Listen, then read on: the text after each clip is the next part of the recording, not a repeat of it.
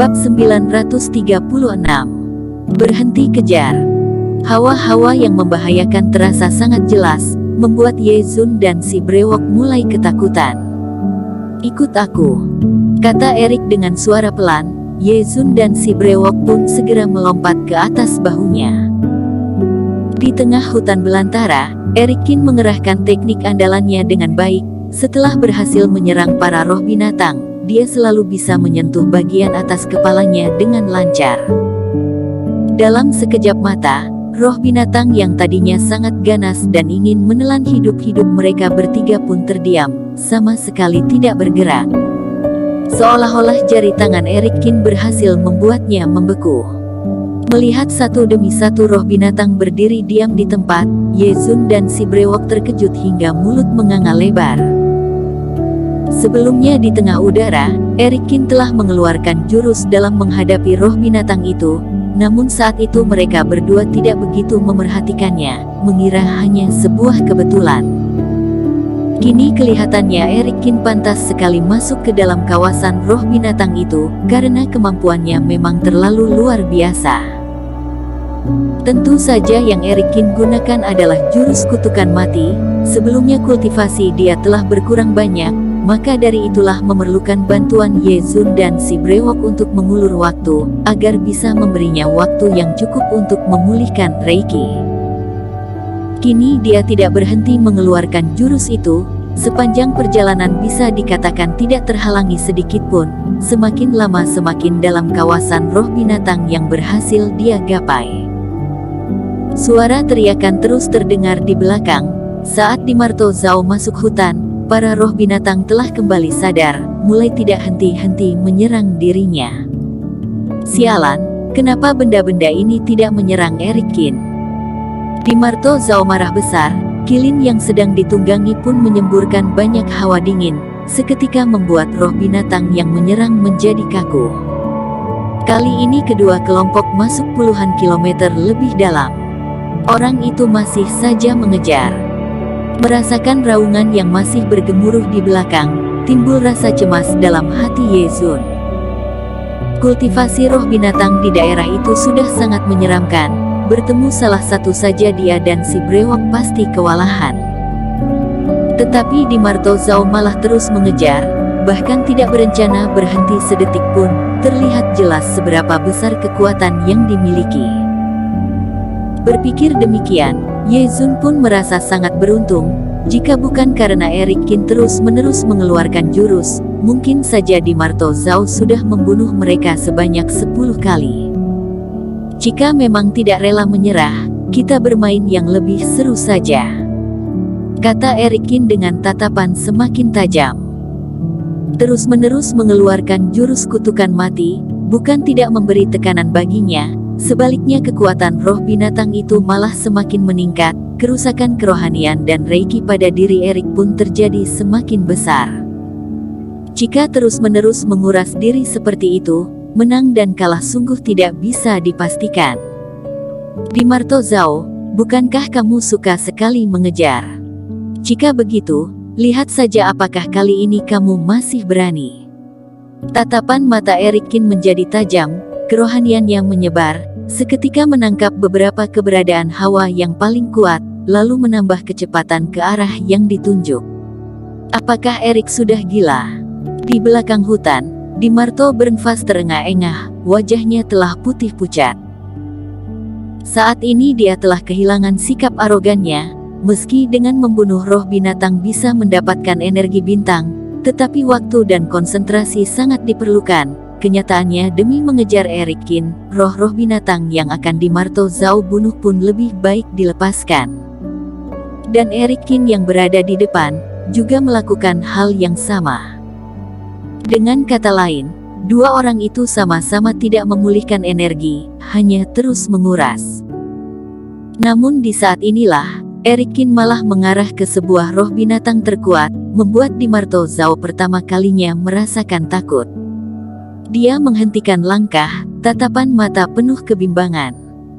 Membunuh Erik Kin memang sangat penting, tetapi posisi pertama dalam pejuang kebanggaan kali ini benar-benar menggiurkan. Kali ini dengan bersusah payah aku berhasil mengalahkan Julio Zhang dan Ma Sondong.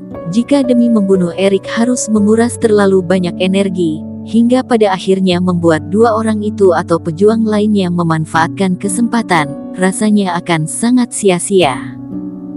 Hanya saja orang ini benar-benar menjijikkan, jurus yang dimiliki terlalu beragam, ini adalah saat terbaik untuk membunuhnya. Dimarto Zhao menggigit gigi. Pada akhirnya keputusan membunuh Erik Qin pun menjadi kekal di pikirannya. Aku tidak percaya, jurusnya yang dapat membuat roh binatang terdiam itu, bisa dimanfaatkan tanpa batasan. Dimarto Zhao melangkah maju, kembali mempertahankan jarak dengannya. Perjalanan setelahnya, terasa bagai siksaan dunia neraka bagi Erik dan Dimarto. Roh-roh binatang yang kuat dan tak tertandingi itu sama sekali bukan tandingan Erik Qin. Meski sudah mengeluarkan jurus kutukan mati, Erik Qin pasti sempat terpapar hawa dari roh binatang itu, hingga meninggalkan semakin banyak bekas luka. Sama halnya, Dimarto Zhao juga mulai kelelahan, hawa dalam tubuh semakin berantakan. Meski memiliki kemampuan tinggi, para roh binatang bukanlah benda yang mudah dihadapi. Tidak hanya dirinya yang sudah lelah hingga titik tertinggi, tetapi binatang Dewa Kilin miliknya juga ikut bernafas berat, hawa dingin tidak berhenti melemah.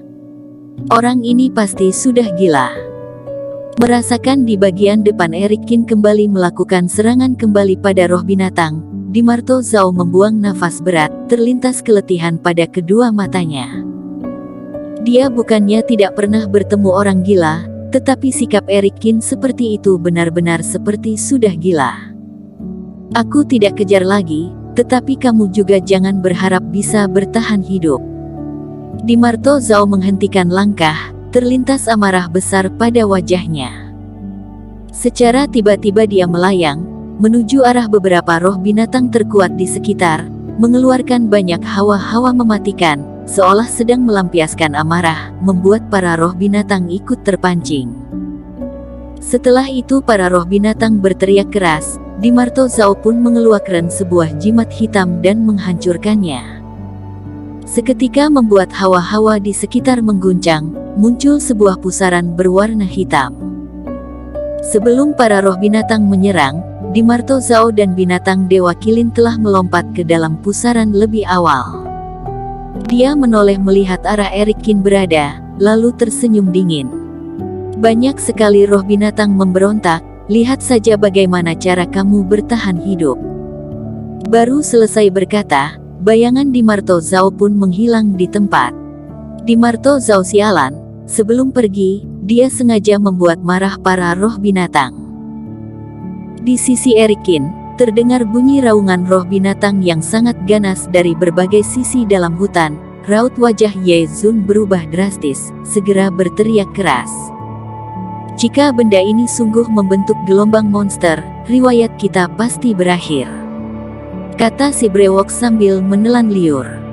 Semua kata-katamu terlambat, para roh binatang sudah mulai membuat kekacauan.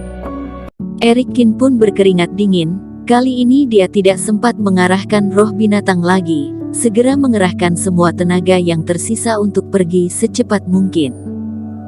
Asap tebal beterbangan, roh binatang itu bagaikan gunung salju yang longsor, tidak berhenti mengejar dari belakang. Kali ini tidak perlu banyak usaha, hanya hentakan kaki mereka saja cukup untuk membuat 3 orang itu mati ratusan kali. Erik Qin, cepat pikirkan cara. Ke arah mana kita harus lari? Kata Ye Zun sambil menoleh kembali melihat roh binatang yang semakin dekat. Astaga, kamu malah bertanya padaku, mana mungkin aku tahu. Erik Qin juga menggigit gigi dengan keras. Hutan roh binatang itu adalah tempat yang sempat diramal Deni Pu waktu itu. Dia tidak pernah datang, siapapun tidak tahu arah apa yang lebih aman. Dan kelihatannya, begitu hutan roh binatang seperti itu kacau, mungkin saja tidak ada satupun tempat yang bisa dikatakan aman. Dengarkan perintah langit saja, teriak Erik Qin dengan keras. Kecepatan meningkat, berlari sekuat tenaga tanpa tujuan yang jelas. Erik, ada sebuah lembah di bagian depanmu, celahnya cukup kecil, bisa digunakan untuk bersembunyi, kata si brewok dengan tiba-tiba, lalu menunjuk ke arah depan. Erik mengerutkan kening, sebenarnya sebelumnya dia juga sempat menyadari lembah itu. Lembah itu terlihat sangat tenang, reiki yang tersimpan di dalamnya juga banyak, tetapi entah kenapa Erik Kinselau merasa ada bahaya di sana, karena itulah tak kunjung dipilih. Tetapi melihat roh binatang semakin dekat, tidak lama lagi akan menyerang mereka bertiga. Erik pun menggigit gigi, tanpa banyak berpikir, langsung berlari menuju lembah yang dimaksud.